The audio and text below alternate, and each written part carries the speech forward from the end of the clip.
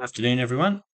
Today we're going to make birria tacos on my Nectar Big Baker's oven, which you can see I've installed with my new house.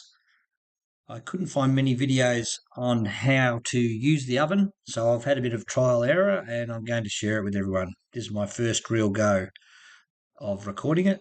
As you can see, I've pulled out my damper to the back and I've let the vents all open, including the vent on the front of the firebox, and been placing cardboard and wood in with a small amount of sticks, and slowly I'll let that take and build it up.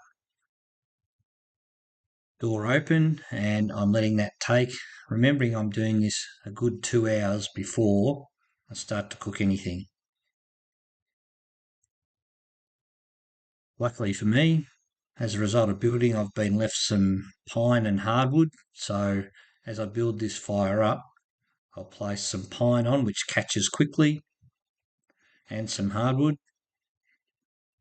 that burns for longer, still leaving the vents open, damper towards the back, and the door open ajar a little bit to let plenty of fresh air in and get it going. There's the pine, and then I'll put in some more hardwood, and after that takes, I'll put on a decent log of eucalypt and I'll let that burn down so that we can get onto the cooking and let the oven heat up.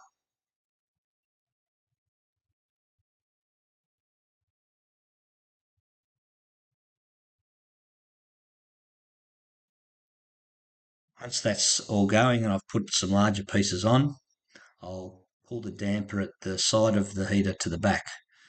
Now we're making the paste, which is made up of a full white onion, 3 cloves of garlic, a couple of tomatoes that have been quartered, as well as some ancho chilies that I bought from a local international food store with the seeds and the other part on the top taken out, as well as some jalapenos and some herbs. I have 1 teaspoon each of peppercorns, salt, oregano, cumin, coriander, cloves, and cinnamon. Some people like to put those in a bag and uh, heat up the paste. I like to just chuck them in and blend them all together. For the meat, I'm not using any boned in meat. I'm just using pure chuck steak. What that enables me to do is once I've cooked it and it's all been tenderised, I can just pull it apart inside the pot.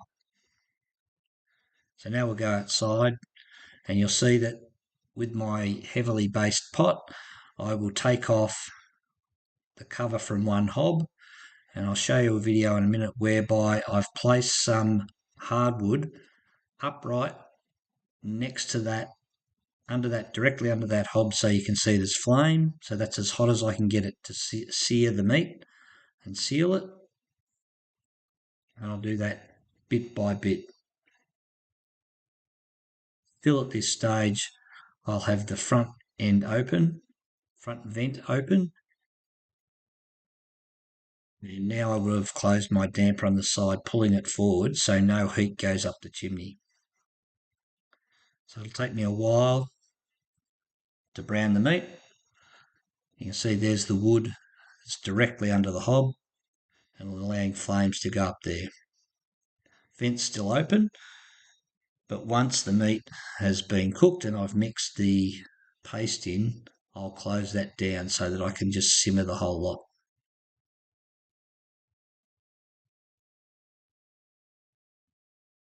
Big chunks of steak, heavily salted, and as soon as that's browned, we'll add in the paste.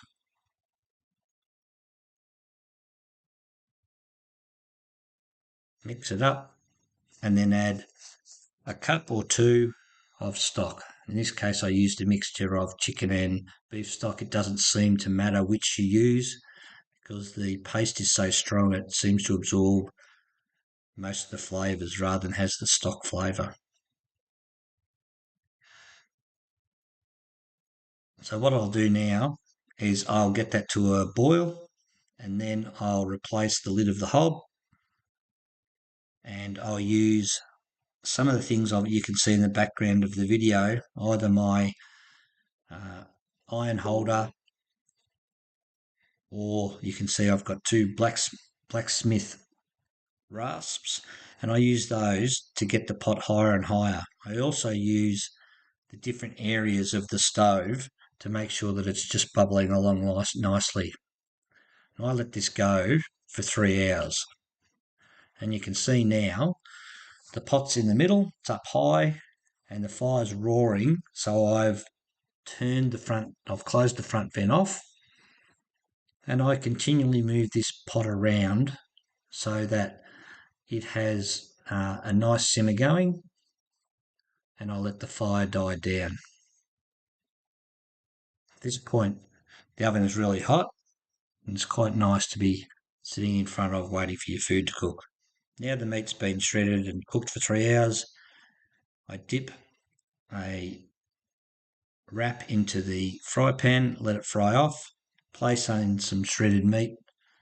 We don't have any Mexican cheese where I live, so I've used mozzarella, and I've added some coriander, fresh coriander. And as I cook this, the cheese melts, the coriander flavour is sensational.